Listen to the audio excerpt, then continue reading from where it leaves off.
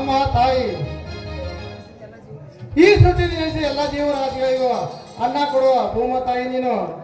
ನಿನ್ನನ್ನು ನಂಬಿ ಈ ಬಡವೈತ ದುಡಿತಾ ಬಂದಿದ್ದೇನೆ. ನಿನ್ನನ್ನು ನಂಬಿ ನನ್ನಂತ ಬಡವನ ಕೈ ಹಿಡಿದು ಕಣ್ಣಿಂದ ಕಂಪ ಕಾಪಾಡ್ತಾ ಎಂದು ಈ ಜನ ನಮ್ಮನ್ನು ಮುಂದೆ ಬರುತ್ತ ಮಾಡುತ್ತಾ ಇವರಿಗೆ ಮತ್ತೊಮ್ಮೆ ಈ ಶ್ರೀರಾಮ ನಮಸ್ಕಾರಗಳು. ನಂಬಿದವನ್ನ ಯಾವತ್ತೂ ಕೈ ಬಿಡುತ್ತಿಲ್ಲ ಸ್ವಾಮಿ. ಈ ಭೂತ ಕೈ ಕೆಸರಾದ್ರೆ ಬಾಯಿ ಮೊಸರಾಗೋದು ಖಂಡಿತ.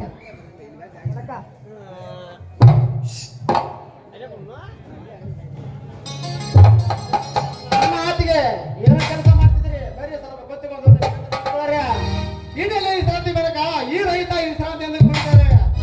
ಮತ್ತು ನೆತ್ತಿ ಮೇಲೆ ಎಡೆ ಕೆಲಸವೆಲ್ಲ ಎಡೆ ಕೊಡ್ತಾರಪ್ಪ.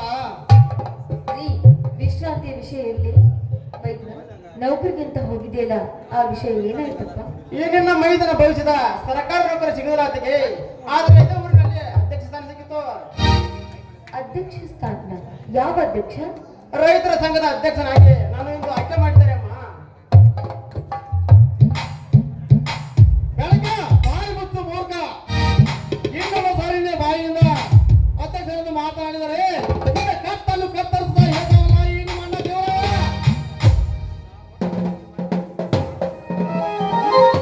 ಏನ್ರಿ ನೀವಾಡುತ್ತಿರುವ ಮಾತು? ನಿಮ್ಮ ತಮ್ಮ ಇಷ್ಟು ದೊಡ್ಡವನಾದ್ರೂ ಕೂಡ ಅವನಿಗೆ ಒಂದು ಹೇಟ್ ಕೂಡ ನೀವು ಬಡ್ದಿಲ್ಲ ಅಂದ್ರೆ ಈಗ ಅವನ ಮೇಲೆ ಕೈ ಮಾಡ್ತಾ ಇದ್ದೀರಲ್ಲ, ಯಾಕೆ ಸ್ವಾಮಿ ಯಾಕೆ? ಹೊಡೆಯಲು ಬಿಡೋತಿಗೆ ಹೊಡೆಯಲಿ. ಈ ಅಣ್ಣನ ಬಿಟ್ಟು ಈ ಬೆನಕ ಮನ ಕೈ ಮಾಡುವ ಬೇರೆ ಈ ಊರಿನಲ್ಲಿ ಯಾರಿಗಿದೆ? ನನ್ನನ್ನು ಹೊಡೆದಕ್ಕೆ ನನಗೇನು ಕೋಪವಿಲ್ಲ. ಆದ್ರೆ ರೈತರ ಸಂಘದ ಅಧ್ಯಕ್ಷನ ಆಗಬಾರದೆಂದು ಕಾರಣ ಹೇಳೋಣ, ಕಾರಣ ಹೇಳೋ.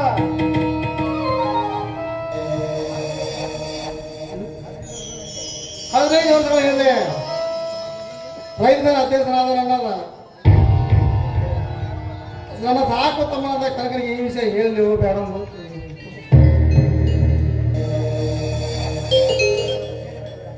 ಬೇಡ ಬೇಡ ಚೇಚ ಈ ವಿಷಯ ನನ್ನ ತಮ್ಮನ ಮುಂದೆ ಹೇಳಿದರೆ ನಿಜ ಸಂಗತಿ ನಾವು ತಿಳಿದರೆ ರಣರಂಗದಲ್ಲಿ ಕೊಡಲಾದ.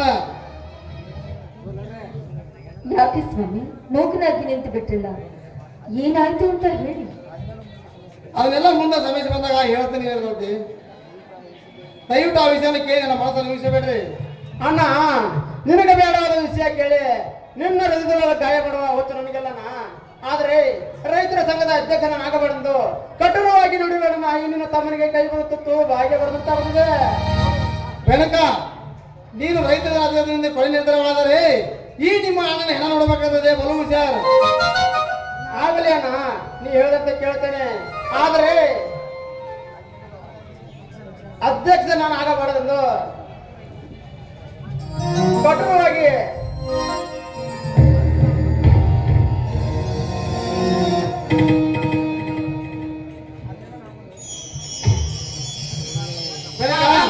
ಅದು ಹೇಳಿದ ಆಮೇಲೆ ಹೇಳ್ತೇನಪ್ಪ.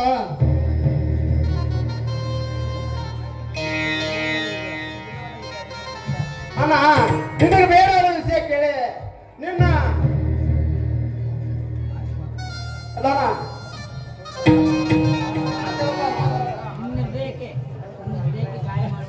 ನಿನ್ನ ಹೃದಯಕ್ಕೆ ಗಾಯ ಮಾಡೋ ಹುಚ್ಚು ನನಗೆಲ್ಲನ. ಆದರೆ ರೈತರ ಸಂಘದ ಅಧ್ಯಕ್ಷನಾಗಬಾರದೆಂದು ಕಠೋರವಾಗಿ ನುಡಿಬೇಡ.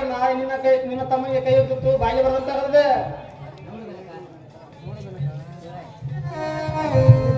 ನೋಡು ಬೆನಕ, ಅಧ್ಯಕ್ಷರಾದ ನಿನ್ನ ಕೊನೆ ನಿರ್ಧಾರಾದರೆ ಈ ನಿಮ್ಮ ಅಣ್ಣ ಹೆಣ ಮಾಡಬೇಕಪ್ಪ ಬರೋ ಎತ್ತರಲ್ಲಿ.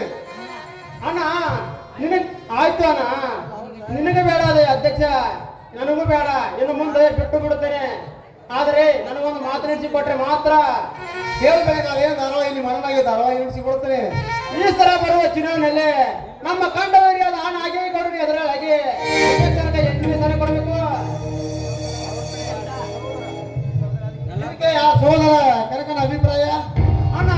ಆ ಕನಕ ಮನೆ ಆ ಗೌಡರಿಗೆ ಸೊಟ್ಟು ಹೊಡೆದು ಹೇಳ್ತಾನೆ, ನಿನ್ನ ಎದುರಲ್ಲಿ ನಮ್ಮ ಅಣ್ಣ ಸೋರ ಎಂದು. ಆ ದೇವರಂದ್ರೆ ಹೇಗಿದೆಯಪ್ಪ ಹಾಗೆ ಆಗಲಿ ಅಣ್ಣ. 100 ಜನರಿಗೆ ಅನ್ನ ಹಾಕುವ ರಾಜಕೀಯದಲ್ಲಿ ಮುತ್ತೈದರಿಗೆ ಹೆತ್ತಪ್ಪನಿನಾಗಿ ನೊಂದ ರೈತರ ಕಣ್ಣೀರು ಓಡಿಸುವ ನಾಯಕ ನೀನಾಗಬೇಕು, ನೀನಾಗಬೇಕು. ಆಯ್ತು ಸೋದರ, ನಿಮ್ಮ ಆಸೆ ಅಂತ ಆಗಲಿ. ರೈತರು ತೋರಿಸ್ಬಿಡೋ ದಾರಿಯಲ್ಲಿ ನಡೆತೀನಿ.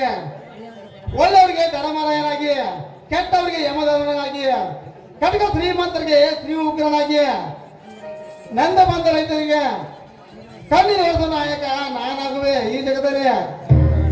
ಬೆನಕ ನೋಡಪ್ಪ, ನೀನು ಹೋಗಿ ನೀರನ್ನು ತೆಗೆದುಕೊಂಡು ಬಾ, ಆಮೇಲೆ ಎಲ್ಲ ಸೇರಿ ಊಟ ಮಾಡೋದಂತೆ. ಅದೇ ಇದು ಸಂತಸಕ್ಕೆ ನಿಮ್ಮ ಮೊದಲ ಕಂಡದಿಂದ ಅವನಿಗೆ ಗಿಂತ ಹಾಡಬಾರದೆ. ಸಂತಸದ ಸಮಯದಲ್ಲಿ ಸಂಭ್ರಮದ